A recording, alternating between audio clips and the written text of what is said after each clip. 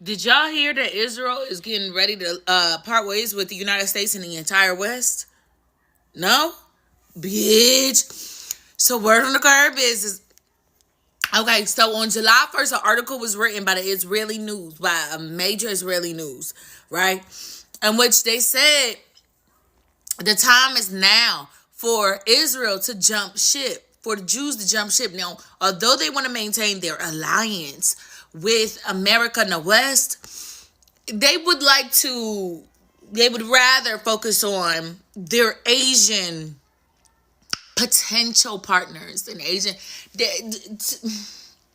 What they really said was the future of the Jewish state and Judaism no longer relies on the West. It relies on their potential Asian partners.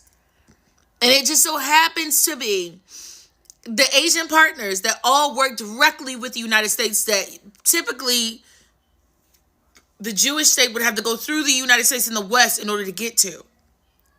So that means that they're cutting the U.S. and the West out of the deal. Let's get into it because y'all know I got the article. Good morning, good afternoon, good evening, good night, wherever you are. Bitch, this shit is so motherfucking tea. I can't believe I missed this. I can't believe I missed it, but that's okay because we can always spin the bliss. As the West dies, Israel's future lies with a rising Asia. What? What? Oh, shit. Israel shares increasingly fewer values with the leftist West. From the way the West views families, all the way down to how the West manages his money and the politics. They said that they are now opposing. They even said in this article that the West has struggled to maintain its relationship. It's been nothing but difficult for Israel since 1948. Bitch, you mean the Nakba? The Nakba. You mean the Nakba? You mean the West didn't make it easy for you to genocide? He said even with Joe Biden standing firmly with Israel, I stand with Israel, I stand with Israel. Your actions proved otherwise because every time we wanted more weapons to genocide even more, you would block us, which is true. That is accurate. Sometimes he did give y'all what y'all wanted, and I feel like that's a bit obtuse of you to say, because a lot of times they did give y'all, like, I think a lot of Palestinians will beg to differ. I think a lot of Palestinians will beg to differ. My black ass too, because we watched them give you munyan after munyan after munyan. What do you mean? In addition to several other factors, but we're going to get deeper into this article because this shit is crazy. Did you just write a Dear John letter to America? Did Israel just Dear John? Did you, bitch, did you just Dear John us? They said, oh, okay, they is the Wild Wild West. We're good. No, seriously. Weren't y'all just crawling out of tunnels in Brooklyn the other day? Hold the fuck up. I'm not mad at it, but bitch, did you just Dear John us? This shit is crazy. Which in its bid destroy itself has abandoned its history, culture, uniqueness, and the belief in itself opinion. Again, they're letting you know that this is Robert Besser. It's his name. Robert Besser just Dear John us for Israel. He said that we have abandoned all our values, cultures, everything. Basically, you niggas is a little too forward thinking and a little too Gen Z minded, okay? It's a little too much. And it is the Wild Wild West. And y'all hard to control, okay? Even with our hand up your ass and doing this with your mouth like a puppet, y'all hard as fuck to control. And you know what? I don't have time for this. Now let me tell you how I came to this conclusion, because he said it. Robert said it in the article. Okay, Robert stated that the 77-year-long relationship has been nothing but trouble. Okay, they thought that they could control America because that they aligned in their Judeo-Christian heritage. What he's saying is we white power, and we were supposed to be loyal to the soil, down, down for the cause or whatever. But it's a giving a lot more than what we would like for it to give. So we're good on that. We also believe such alliances were natural joinings because white power, since Jews had much in common with Western civilization, white power, and they do, like white supremacists, love killing, they love hurting children, they love griping, they love being dirty and filthy, they like all that shit, all the stuff that quite literally every other indigenous country, indigenous culture opposes. They love it. Everything, like they're literally us inverted. It fucked you up in the head, didn't it? It fucked you up. Now, again, not all, but some in a very big population, because we can't forget about the spicy whites. The spicy whites don't play when it comes to washing their ass. That's one thing I do know. Them Irish, they do not play about that, okay? When it comes to washing their ass, they ain't fucking with it. You better get your ass in that tub. Whether the water's cold or not, you better wash that ass. I ain't fucking lying. They told me. They said when the queen stole their water supply, they jumped right in the ocean. They ain't give a fuck. Jump right in the ocean. Put a little wood underneath it.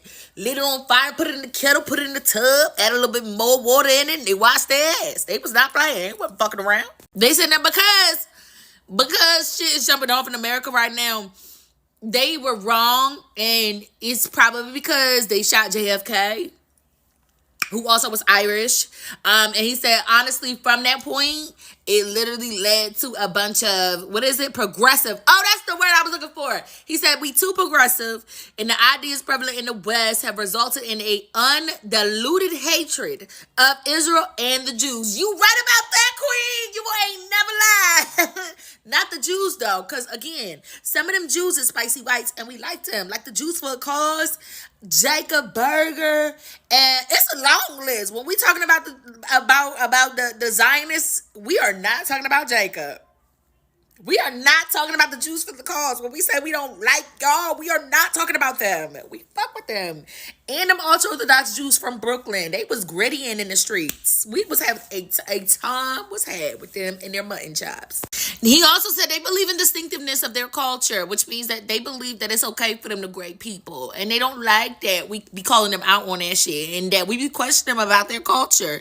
We reveal in our history. In our religious, we celebrate marriage and having children, and we believe in serving our country in uniform, which basically means we believe in serving our country without questions being asked, without nobody looking at what we doing, or without nobody questioning what we're doing. We said it came from God, then it came from God. Like, huh? We said it came from God, then it came from God. What is you questioning us for? Pause. It's saying in almost every Bible that you're supposed to have your own relationship with God. In fact, in the Christian Bible, it says that numerous times that God never told you to build that temple. I didn't ask you for that. I told you to come to me as you are. And if you have any questions, you should be questioning me. You should be asking me. You're supposed to be focusing on our relationship, not your relationship with that preacher, not your relationship with that temple, because I never told you to build that temple. I wanted you to have a direct relationship with me. He told me himself. Yeah, and that's why you see so much corruption in churches and shit like that, because he quite literally never told you to build that shit. And if you was to do so, you are supposed to use it to glorify his name, not glorify his name and sell plots of land in heaven that you ain't never seen in your life. What the fuck is wrong with you? Also, not use it to glorify his name and touch on his children. God don't play about them babies. You should know that. If you actually knew God, you would know that God don't play about them babies. He will get up in your ass for real about them babies and them animals. It's two things that God don't fuck with. Actually, three. Women, especially the ones that are pregnant, because we are the ones who bring souls from over yonder into this realm. Animals. He don't fuck around about them damn animals, okay? And then babies. In fact, in the Bible, it says that a parent who does not treat their child correctly is viewed worse than someone who is like a murderer or some shit like that. He don't fuck around. You want us to look the other way while y'all doing shit like that? Hell no. Hell no. Stay tuned, because we got to get through the rest of this. Okay, so boom, let's get into the rest of this article because it's long as hell, and it took me a while to like really read between the lines. You know, Godiva, I'm gonna teach you how to read between the lines so they never, ever, ever, ever can play in your face and peep how they are basically like trying to paint it as something else, but we know exactly what the fuck they saying. These the people, they are the inventors of. You need to just read between the lines. I'm not gonna directly tell you what the hell I want from you. You need to just read between the lines. So let's get into the rest of this article and where they have Asia on their watch list. Okay, so as we go deeper into the article, okay, he basically talks about the quality of life. They repeat their mantra. Hold on. In the conversations with today's youth adults in the West, they repeat their mantra about seeking quality of life rather than assuming the responsibilities of both adulthood and nationhood. We don't give a fuck about your nation. We don't care. We want to live while we're here. We want to enjoy what God has already given us. We already being told by other extraterrestrials that we live in a hell planet, in a hell universe. Like literally, we're on the Milky Way is supposed to be a punishment. And you want us to look past the fact, like what? No. Fuck no. No. So basically, what he's saying is that their attempts at trying to brainwash us, we be fighting back too hard. We a little too, for us to have been as stupid as we are, we a little too smart. He said these motherfuckers is not as impressionable as they have led us to be. They are not. They are smart, okay? If you talk about anything outside of them and their inalienable rights, they will get up in your ass. Do you understand? You are not wrong, Queen. You are not wrong. They out there busting on ICE officers and shit. They turn them every which way loose, beating their ass about the motherfucking frame. Do you hear me? Over the inalienable rights of our neighbors that aren't even citizens, but their ancestors created this land. Do you understand what I'm saying? California, Texas, all of them. Here in Arizona, they getting up in that ass. They ain't playing, ain't fucking around. Okay. We told y'all this the Wild Wild West, okay? You gotta listen. You gotta be able to roll with the punches to live over here. It ain't always rainbows and sunshines. We get to jail, we do not fuck around. And because the long history of Jews always repeats itself, the West hates the religion of Judaism for the same reason. No, we don't. We never said that. Wait a minute. We never said that. We don't like Zionists.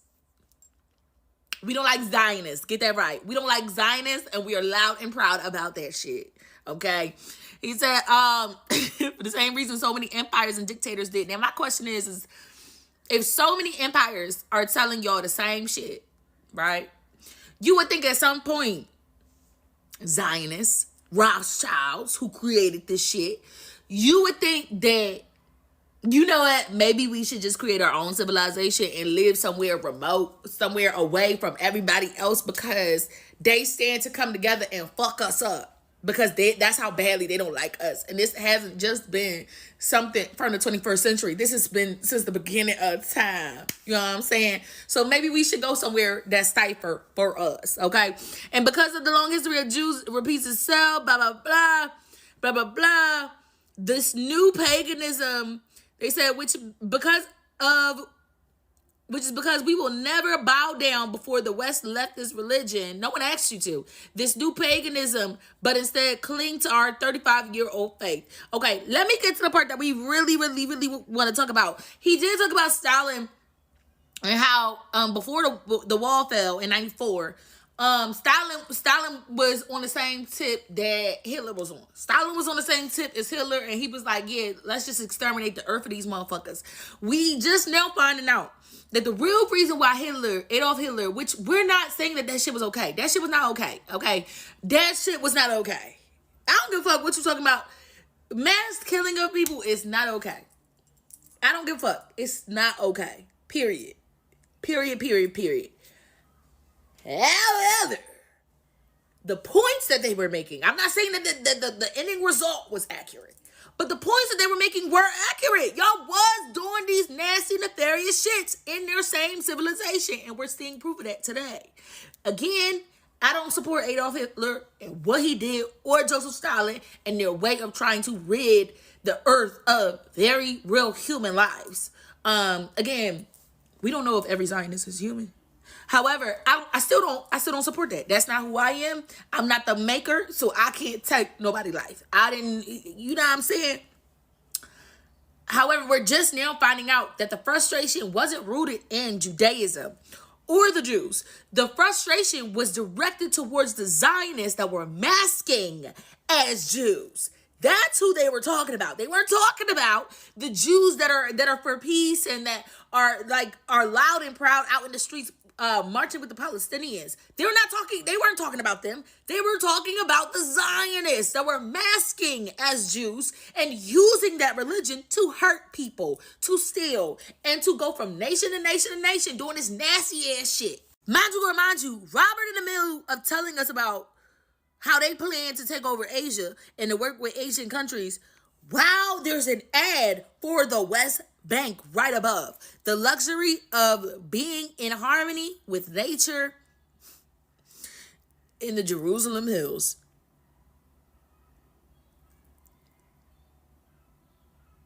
All right, so we heard Robert whine and cry long enough, okay?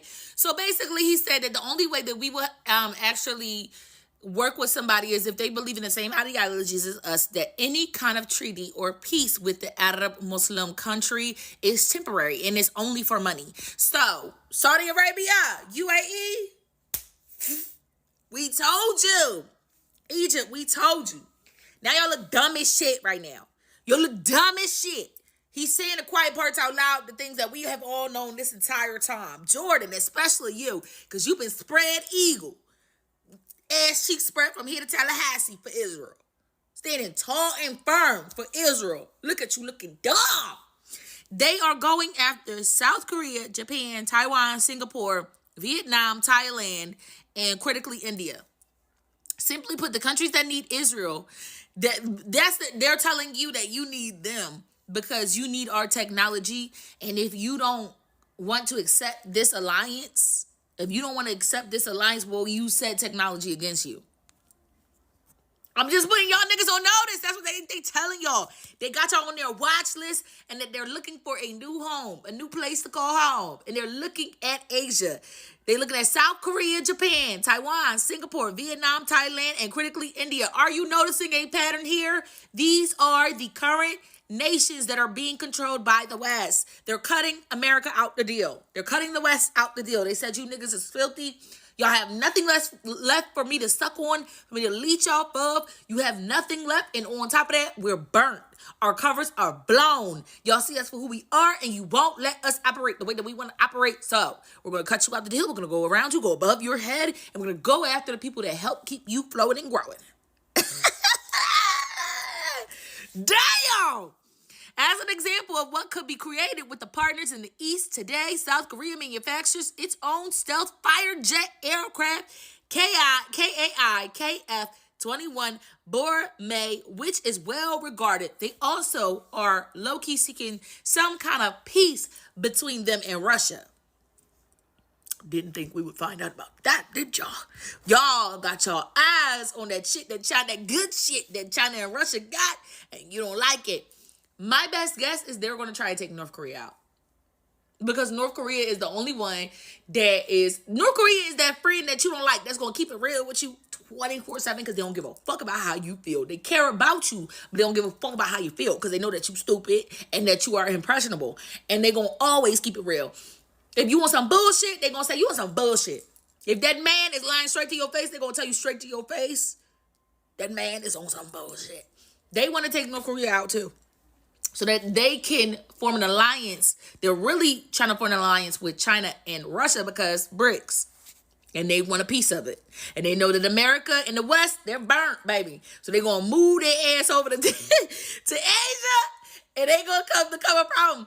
They also said that Asia, the agents they got in Asia spoke about how life is better in Asia than what it is in Europe. So they already have Mossad agents over there. Ciao. Woo! What y'all think? This is messy. Breaking news, China is calling out the US and saying that they are being controlled by Israel. A Chinese minister has come out publicly and condemned the United States for their support of Israel's actions in Gaza. And he even suggested that there may be Israeli blackmail on US politicians in order to force the unwavering support. China then reaffirmed their stance of recognizing Palestine and wanting a peaceful solution, and said that the United States' actions are, quote, barbaric, and that Israel is an illegitimate state. North Korea and Russia gave similar stances on this, as Kim Jong-un came out and said that the US is a puppet of Israel. And the Russians came out and strongly condemned the United States' support of Israel and their strikes on Iran, as North Korea and China also said that the US does their, quote, bidding for the evils of the world, in reference to the Israelis. This is very strong words from China, Russia, and North Korea. Comment what you think about this. And make sure to follow me for updates on all of the news content that they don't tell you on the mainstream media. It has deleted Israel from its maps. China's tech giants have done this. They've removed Israel. Let me show you some screen grabs. Now look closely. Israel is not on these maps. Yes, you can see the borders and cities. The disputed territories are clearly divided. There are clear demarcations between Israeli and Palestinian territories. Israel's neighbors have been identified. You can see Lebanon on this map. You can see Syria, Jordan, and Egypt. But there is no Israel. And which maps are we talking about? These are not Google Maps, because Google Maps is blocked in China. They have their own copies and clones of everything. In China, two companies provide mapping services, Baidu and Alibaba. They've both deleted Israel. And here's how it came to light. When internet users in China checked their maps, they could not find Israel. So is this a software bug or a political salvo? The debate is on in China. These maps, with Israel missing, are trending on Chinese platforms. In the Chinese internet, they use this very poetic language to refer to the Palestinian fighters. And they refer to the fighters as dandelions, the flower dandelion. So the Israeli embassy in China has been very busy following October 7th until basically today. And after the October 7th, they're trying to force the Chinese government to condemn the attack, which the Chinese government refused. And so they turned to the public. They started to publish their own diplomatic statement on Chinese social media. As you know, like China has its own social media system. So we don't use Twitter. We use this one important platform called Weibo. It's basically a Chinese version of Twitter. And the Israelis, their embassy and consulate, each of them have one account, one official account on this platform. So they started to spread a lot of public criticism to the Chinese official diplomatic stance, which is very rare in China's diplomatic protocol experience, because it's a totally China-controlled platform. Normally, foreign embassies, they just tweet something like for protocol, for like ritual type of thing, like saying like Happy New Year or something like that on those social media. They don't publicize their disagreement or dispute with the Chinese government, but the Israelis are doing that. They started to spread misinformation, trying to kidnap the Chinese public opinion on the Israeli side. The most important case is one of the hostages who was held in Gaza. Name is Noah Argamani. Her mother is Chinese, and she's an Israeli citizen, while the Israeli embassy was claiming that she's Chinese national. And this is just not a correct information. This is a false information. And the Israelis probably know this from the beginning, but they don't care. And then all of those official accounts of the Israeli embassy have been emphasizing that, oh, we have a Chinese national being kidnapped in Gaza, and Chinese government should come out and do things. And some of the Chinese netizens just got cheated by this misinformation and believed that, and started to like saying a lot of things, like asking the government to like either condemn the attack or like try to collaborate with the Israelis. And the one most interesting post made by the Israelis is like by the Israeli official embassy is like they like portray Netanyahu as some sort of philanthropist gentleman, that his heart was broken after he saw this news of the kidnap, so that he reached out to the Chinese and asking, like pleading the Chinese to help without diplomatic norms, like just because this thing is so important, it's a common national of both China and Israel. That's the rhetoric that they used in the propaganda. And this thing became so important that the Chinese official spokesman of the foreign ministry had to answer to this question in Q&As, and the Chinese official media interviewed the mother of the hostage. And this thing later ended very badly because the mother of the hostage was basically telling the cameras as, yes, I'm Israeli and you Chinese have to help me. It's your responsibility and we don't care. And that thing is just like making the nationalist sentiment of her supporters like fading away, right? Because they supported this thing because they thought, oh, it's national of China, and then later they found out that's not the case, and probably they are not sharing the same nationalist sentiment. So this thing ended quite badly, and also.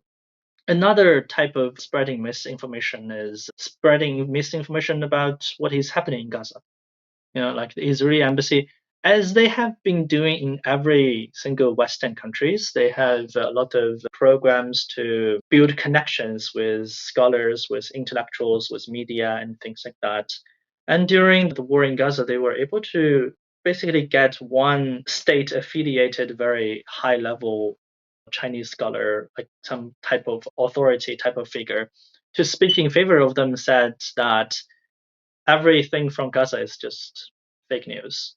And he used the words that 0% has died in the Israeli bombardment of the Baptist hospital in Gaza because this thing just didn't happen.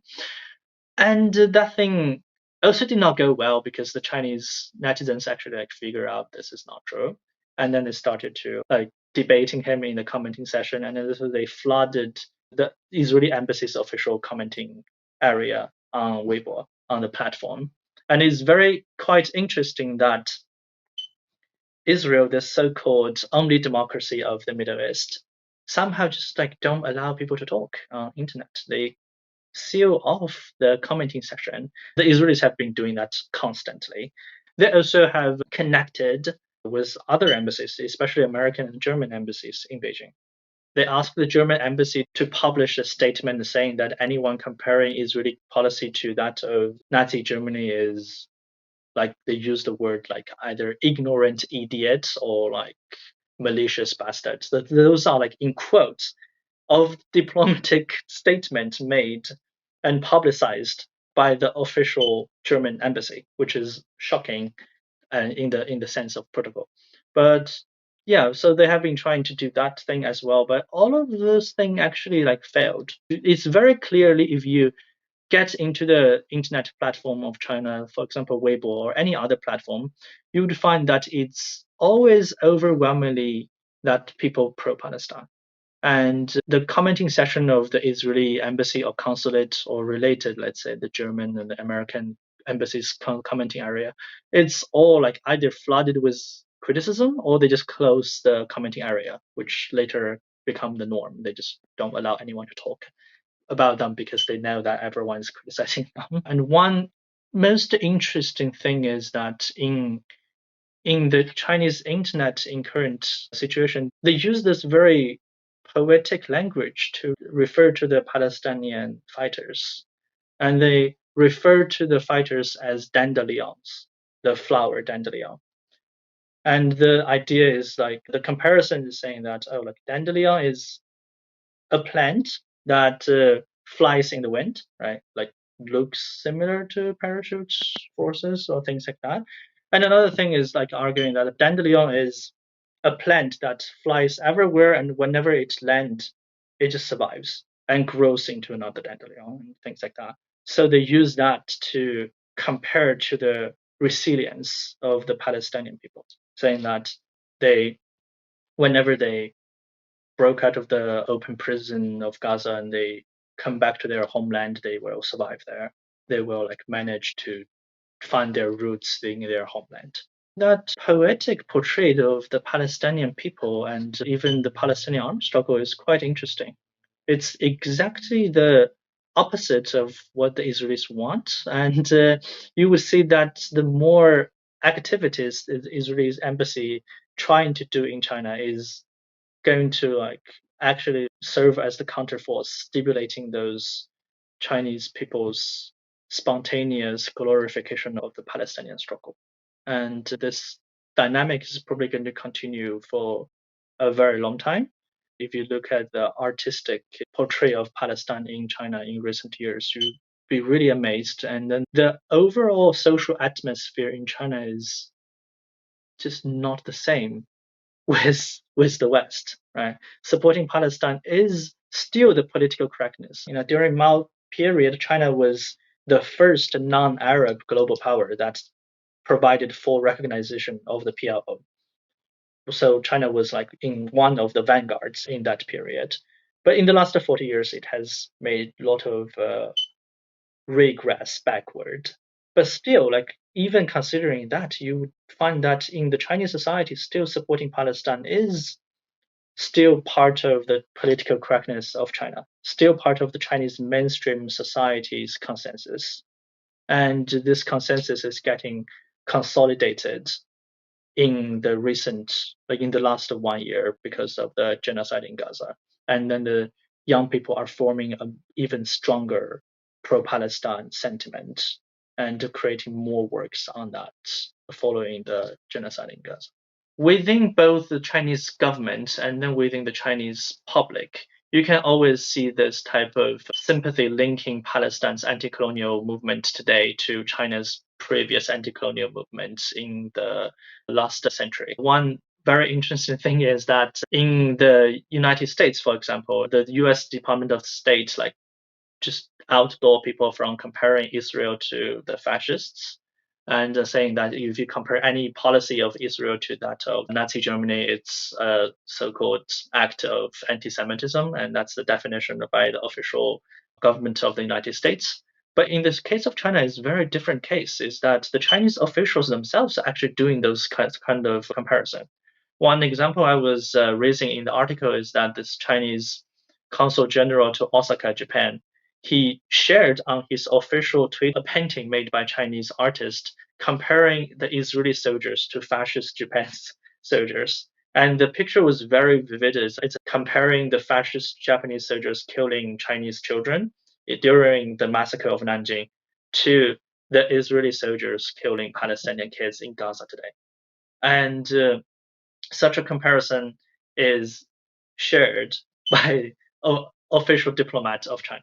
I mean, the Chinese in the official document in the UN or official diplomatic document released by the foreign ministry, they're more cautious, so they do not very out frontly say those type of things. But you can see that the sympathy lies within the Chinese government through those cases. For example, like one of the most obvious cases is this statement by the Chinese diplomat in Osaka shared. And within the public is more obvious, is that within the public you can find the Chinese young people basically they're making videos online, making music online, writing articles online, comparing the Israeli genocide in Gaza today to not only the Nanjing massacre, but also the entire World War II, what China has suffered during the Japanese invasion and also during the Western invasion. And this narrative is welcomed in the Chinese society a lot. One of the most famous slogan I have seen online all the time is that Palestine's today is China's yesterday. And that comparison is very, very obvious in the Chinese internet if you check it. And it's more implicit within the state among the diplomats, but it can be sensed there. And one other interesting thing is that the Chinese netizens often call the Palestinian guerrilla fighters in Gaza as they use the word 老乡, which means fellow countrymen in Chinese language. And that was the term that we used during World War II to refer to the guerrilla fighters, because the guerrilla fighters were basically most of them are from peasants background, and during that time people just referred to them as fellow countrymen, and then they're using the same exact terminology to refer to the Palestinian fighters in Gaza today. China's relationship with Palestine has gone through a cycle. Like during the Maoist period, it was much more closer relations, and pro-Palestine education was institutionalized in Chinese society. Like you can find that not only on newspaper, radio, and books, but also even like children's book. I was able to find evidence of how the Chinese were like the Chinese writers, not translated. The Chinese writers, they compose stories about Palestinian armed struggles, and then they make those stories for like children's reading before sleep at night. So during that time was much closer. From the 80s until basically right now, the relationship between China and Palestine become much more distant, and a lot of things really relies only on the forms. It's like only on like the diplomatic forms. Every year we still release those diplomatic rhetoric supporting Palestine, but in reality, the relationship was very distant, and people don't really know much about it. All of those atrocities happening in Palestine from, let's say, early 2000s to right now, like 20 years, like a lot of things, a lot of atrocities have taken place.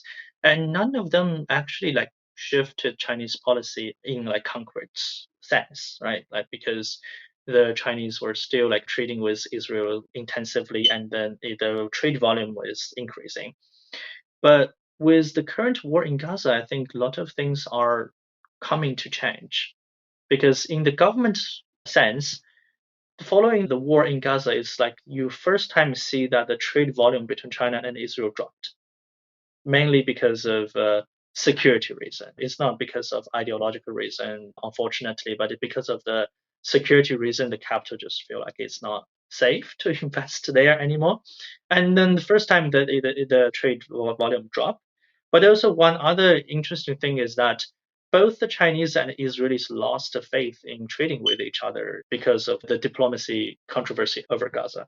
So basically, what happened is that following the October 7th, the Israelis demanded the Chinese to condemn the attack, which the Chinese government refused. Until today, they just like refuse to say anything about it. And then they say like, oh, we regret that's a tragedy, but that tragedy is rooted in the prolonged history of the Palestinian-Israeli conflict. And if you look at the Chinese official statement published in the International Court of Justice, use very straightforward language to say that the attack basically happened because of the prolonged Israeli occupation of Palestine. And this thing is not making the Israelis happy.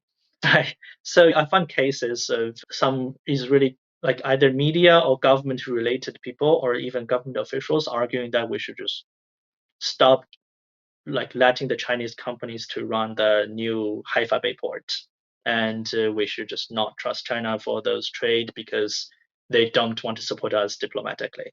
And while in the Chinese side, the Chinese government is very unhappy with Israeli diplomacy and especially like Israel's attempt to intervene with Chinese public opinions and things like that.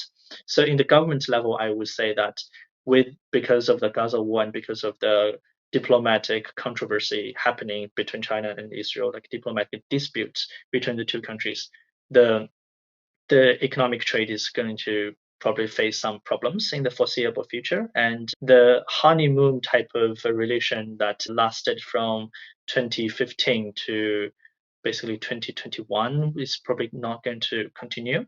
Well, in the public level, this thing become more obvious is that the young people are started to reconnect to the history of China's solidarity program with Palestine in the 50s until 70s, right? The Maoist programs.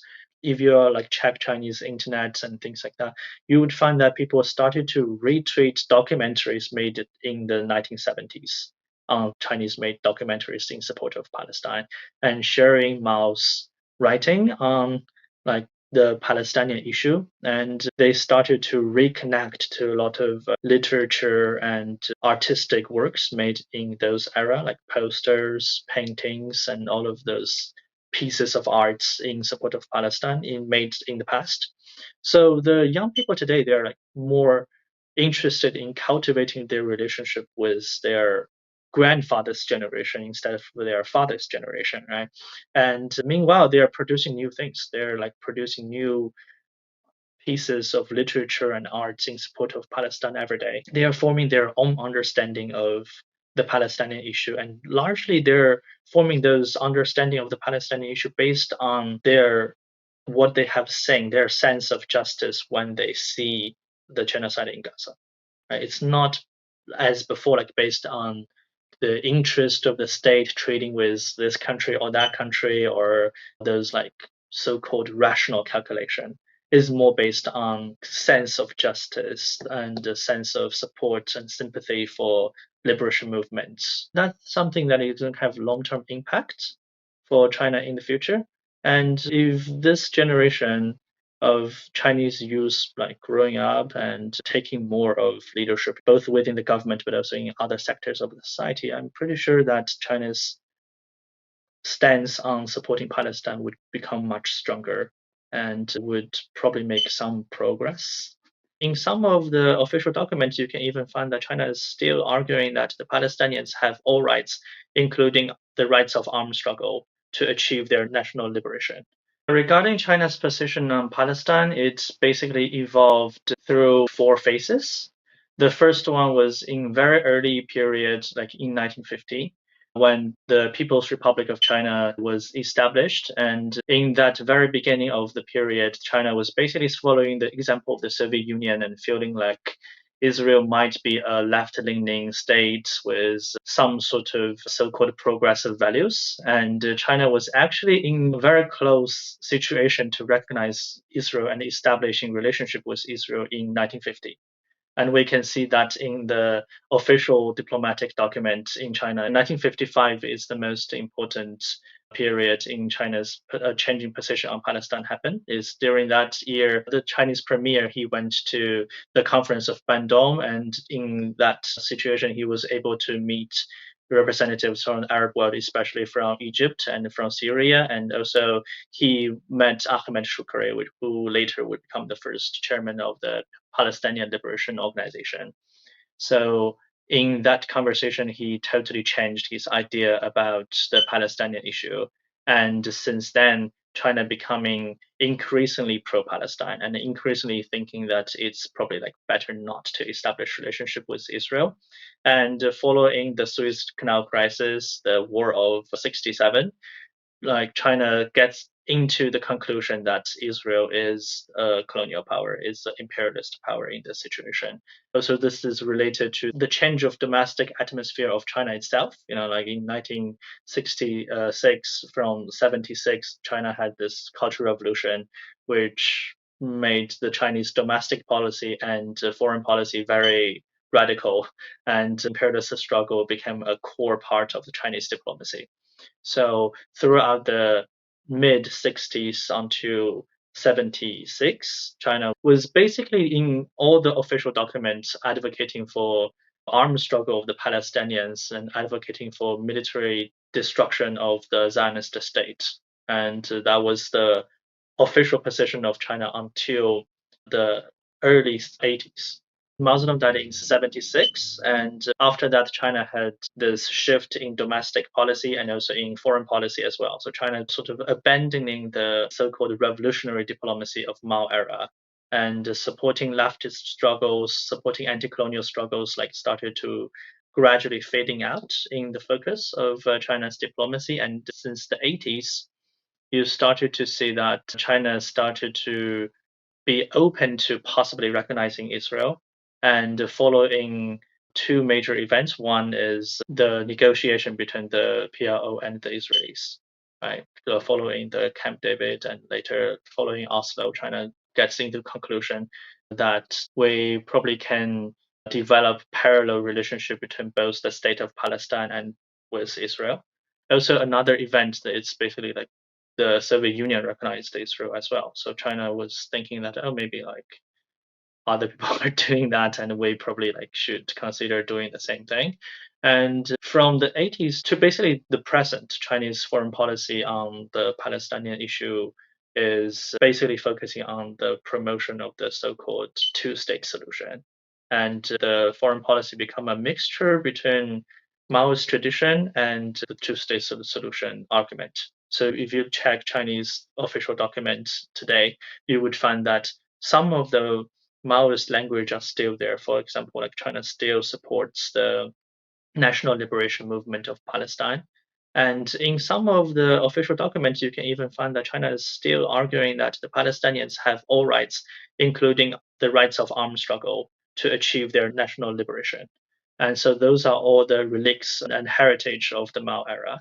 But at the same time, you would find that from 80s to the present, China's relationship with Israel gets much more closer. And the trade volume, especially the economic tie, is getting extremely close from the early 2000s until 2022. Basically, the trade volume for the last 10 years at least raised more than 2 times, even like close to 3 times of that type of close economic relations. Still, the official policy is that to promote two-state solution, and the Chinese policymakers think that somehow supporting Palestinian liberation movement is not really in contradictory of trading with Israel, which is a quite arguable position, but that's how they see the situation.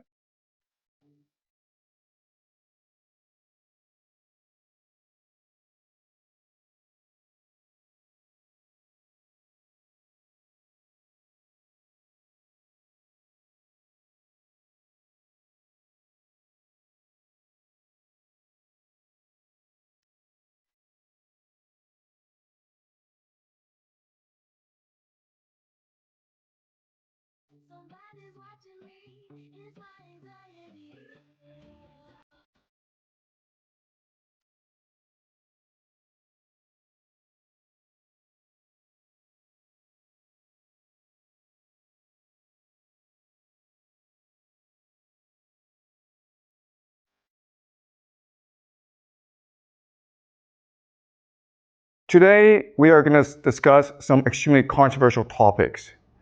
And because this is going to go on YouTube, there are certain words I cannot say. So just to warn you, I will write down these words, but I will not say them, because if I do say them, then I will get censored on YouTube. Today, we're going to look at how evil triumphs. Why is the world so evil? And there's going to be a lot of extremely disturbing topics we're going to discuss. But you're mature, and it's important that we discuss these topics in order to understand how the world works. So let's just start. And we will do a lot of speculation and theorizing in this class. So do not take this as gospel. Do not believe this is the truth. The entire point of this class is to help you develop the theories and the ideas to better understand the world. These are tools. Okay, this is not truth. These are tools. All right. So the first question I have for you is, what is happening in Israel? Right now, as you know, Israel is besieging, bombarding Gaza. You might have seen the videos on social media. It is disturbing. It is terrible what is happening. The word that is happening, the word that we use for what is happening in Gaza is this word. You are not allowed to say this word on YouTube, but that is the intention. What I will argue, though, is that the truth is far more disturbing than this. What is really happening in Gaza is a ritual sacrifice. And this happens quite often in human history. If you go back and you look at the real history of humanity, this happens quite often. Some of the most famous examples are the Aztecs. We've dug up temples of the Aztecs, and inside the temples are thousands and thousands of human skulls. So before they went to war, they practiced human sacrifice. They would commit mass murder of their enemies in public. So the Aztecs were really famous for this. The Phoenicians, specifically the Carthaginians, We will discuss them later this semester, but the Phoenicians were also famous for a particular type of sacrifice, which is child sacrifice. The Romans wrote histories insulting the Phoenicians for practicing this sort of sacrifice. But the Romans themselves practiced human sacrifice. What they would do is that after every major war, they would capture all the major leaders, all their enemies, and they would parade their enemies through the streets of Rome. This is something called the triumph. At the end of the triumph, they would gather enemies at the temple of Jupiter. Jupiter is their god. And then they would strangle to death their enemies. That's sacrifice. That's human sacrifice. They didn't call it that, okay? And they sort of disguised it, but we know for a fact that they did do this. So the question for us is, why is it that this happens? Why do the Aztecs do it? Why do the Phoenicians do it? Why do the Romans do it? And why is it today the Israelis do it in Gaza? And remember, okay, what the Israelis are doing is quite horrific because it is really this sort of sacrifice. Why? Because 47%, almost half of the population of Gaza is under 18 years old. So the majority of people who are getting killed are in fact children. What is most striking or blatant about what's happening in Gaza is that we can all see it for ourselves. And it's almost as though the Israelis want us to see it and want us to hate them. Right? You can see all over the world, popular opinion is turning against Israel. You have these popular protests all around the world protesting what is happening in Palestine. If they really want to do this, right, there are actually much more effective ways of doing this. For example, you could just poison their water. Or you could poison the air so that everyone in Gaza gets a fast cancer, right? We have the technology to do this. So Israel could do it this secretly and no one would talk about it. And in 20 years' time, 30 years' time, the population of Gaza would all be gone. It would be a very secret, right? Instead, they choose to do this in front of the world. And my argument to you is that this is intentional.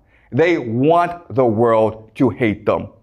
Because by doing this, they create the ultimate taboo, right? We find this disgusting and contemptuous, so the entire world will unite against Israel. But guess what?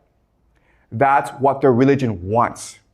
In the extreme form of Jewish eschatology, or their religion, they believe that at the end of the world, Israel will fight the entire world and God will help Israel triumph in the end.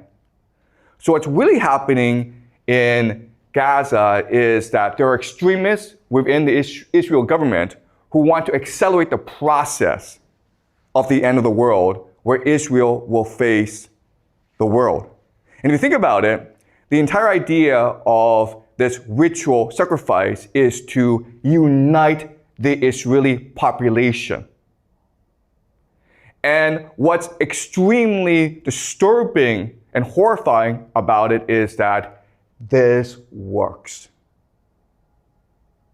Why? Well, let's use an analogy, okay? The analogy is this. In Chinese history, the most popular military stratagem is to fight with a river behind your back. You guys have heard of this strategy, right? Where, okay, an army is losing, okay? It's being scattered by the enemy. So what the general does is forces the army to retreat to a river. And now with the river blocking your escape, you have a choice. You can either drown in the river or you can fight to the death. And most soldiers will choose to fight to the death. And so at this point, the soldiers are unified, they're galvanized, they're energized, and then they find a surge of energy to go and destroy their enemy. Okay, this is the most popular military stratagem in ancient Chinese history, and guess what? It's the same as Israel doing this right now in Gaza. It's the same logic. Yes, you have a question? So what is the river for the Israel? Like Yeah, that's a good question. What's a river right here, right? The river is a taboo, right? What's the worst thing you can do in modern society?